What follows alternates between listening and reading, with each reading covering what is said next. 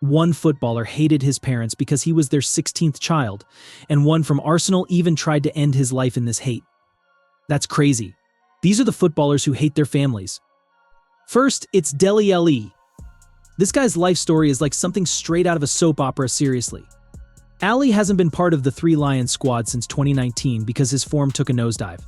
But things got real crazy back in 2016 when he ditched his surname Alli from his match shirts. He hasn't seen his family in years. Like complete radio silence, total cutoff from the folks who brought him into this world. What's up with that, Dele? His troubled family life was dredged up again in 2022 when his parents revealed their despair at having no part in Alli's life. So, what's the deal with Alli's family drama? Alli's dad headed off to the States just a week after his son was born, leaving him to be raised by his mom, who allegedly had her own struggles with alcohol. Fast forward a bit, and 9-year-old Alli finds himself heading off to Nigeria with his dad after his parents split. 2 years there, then back to Milton Keynes to live with his mom and focus on his football dreams. And get this, while in England, Alli stays with the family of one of his teammates, calling them his adoptive parents even though they never legally took him in. And just when you thought things couldn't get any crazier, Alli goes and decides he's done with his family for good. Can you even wrap your head around that? Dude hasn't said a word to his parents since 2015. But Van Dijk hasn't forgiven his dad for walking out on his mum. And if you've ever seen his shirt name, you'll notice it's not Van Dijk plastered across the back. Nope, the ex-Celtic star goes by his first name instead of his surname. But despite the family drama, Virgil managed to climb the ladder of success like nobody's business. I mean, seriously, the guy's a legend on the field. And let's not forget 2019, when he was this close to winning the Ballon d'Or. But hold up, let's rewind a bit and get to the heart of the matter. So what really went down? Well, it all started when Virgil's dad split with his mom and their 3 kids, including Virgil, were left picking up the pieces. And let me tell you, forgiveness wasn't exactly on the menu for Virgil and his siblings. The truth is his dad was not around for so many important years, leaving his mom to hold down the fort solo. And let's give credit where credit's due, she's the real hero of this story, no doubt about it. But Ron didn't stop there. He even accused his mother's family, saying no one on his mother's side ever bothered with Virgil and his football until he became a professional. But did you guys notice something unusual when Balotelli scored the winner in the Euro 2012 semi-finals to send Italy to the finals? He dedicated that goal to his mother, but not his real mother. Unlike other footballers who proudly sport their birth parents' names on their shirts, Balotelli takes a different approach. He straight up removes his surname from his shirt. But Balotelli's journey hasn't been a walk in the park. First off, there's the issue of race. Being black in Italian football? Yeah, let's just say it comes with its fair share of challenges. Balotelli faced a barrage of racial abuse during his time on the peninsula, and it definitely took its toll. And then there's his confidence, some might even call it arrogance. Balotelli's not one to shy away from tooting his own horn. I mean, when he won the Golden Boy Award, he straight up said he didn't even know who Jack Wilshere was. And as for the other youngsters who won the award, well, according to Balotelli, only Lionel Messi was a little better than him. But perhaps the most heartbreaking part of Balotelli's story is his upbringing. He's spoken before about loving his adopted family, but harboring deep-seated resentment toward his biological parents for abandoning him. And let me tell you, hating your own flesh and blood? That's a heavy burden to bear, especially for a child. As a kid, Balotelli would even make his adoptive mother hold his hand until he fell asleep out of fear. And you want to know where that fear came from? It's the uncertainty of not knowing who he is or where he came from, all thanks to his absent parents. So yeah, when you look at Balotelli, don't just see a footballer, see a man who's been through the ringer, fighting his own demons every step of the way. It's a tough road to travel, but hey, if anyone can handle it, it's Super Mario. But Memphis also refused to use his surname on his shirt when he joined Manchester United, and he only wanted Memphis to be written on his shirt. Memphis was only 4 years old when his father left him at all. His mother took up and moved in with another man who already had 15 children.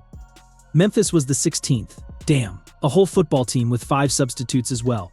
But Memphis does not speak to any members on his father's side. And things went wild when Memphis was at Lyon. Memphis was playing against St. Etienne and the fans crossed the boundaries of shame. A banner was unfurled in the crowd which read Memphis 5 million followers but no dad. But Memphis wasn't holding back. It doesn't bother me one second, I just wanted to say some things about it. 0 points against us this season. I can imagine what that feels like. Should I continue? Damn. That was a brutal response. But this player's mother is banned from even attending her son's training. Ainsley Maitland-Niles, who played for Arsenal and became the youngest player to represent the club in the Champions League at that time. What we know about Ainsley is that he grew up with just his mom and his brother. And if you thought things couldn't get any crazier, think again. Ainsley's mom dropped a bombshell when she revealed she's homeless, living in a tiny 10 feet square metal storage box. She has also been accused of clashing with Ipswich boss Mick McCarthy during the England under-21 international's loan spell there. But wait, it gets worse. One day, she took things to a whole new level. Ainsley's playing in an under-21 fixture against Aston Villa, doing his thing on the field, and then, out of nowhere, his mom shows up on the scene. She's aggressive, shouting from the sidelines, threatening to pull her son out of the game. Things escalate quickly, and before you know it, the police are involved. Yep, you heard that right, the police. They had to step in and arrest her on suspicion of assault. Man. And now, we're talking about none other than the professional Togolese striker born on February 26, 1984. Yeah, you know who I'm talking about, the one and only Emmanuel Adebayor. Back in 2008, when he was tearing it up for Arsenal, Adebayor was voted African Footballer of the Year. But here's the thing behind all the fame and glory. There's a story that'll stop you dead in your tracks. I remember watching this interview where Adebayor spilled the beans about his family drama, and let me tell you, it was heavy stuff. He straight up said that his own family drove him to the brink of taking his own life. Can you even imagine? According to Adebayor, he's had to change his phone number more times than he can count just to avoid his family. And you want to know why? 'Cause every time they call, it's never to check up on him or see how he's doing. Nah, it's always about one thing: money. Now, let's talk about a double dose of family drama: Lucas and Theo Hernandez. These two brothers both play for the French national team, but behind the scenes, they've been dealing with some serious daddy issues. Lucas, the 27-year-old Bayern Munich player, hasn't heard from his father, former Atletico Madrid and Marseille center-back Jean-François Hernandez, since he was just a kid. And get this, he's not even sure if his dad is still alive. Talk about a rough hand to be dealt. Growing up without a father figure wasn't easy for Lucas, but he's come to terms with the fact that they're probably better off without him. Why? Because according to Lucas, their dad simply didn't love them. But here's the silver lining: Lucas considers himself lucky. Why? Because he had one heck of a mom who stepped up to the plate and filled both parental roles with flying colors. Yep, she did a fine job raising those two boys all on her own. Now that's what I call a real MVP.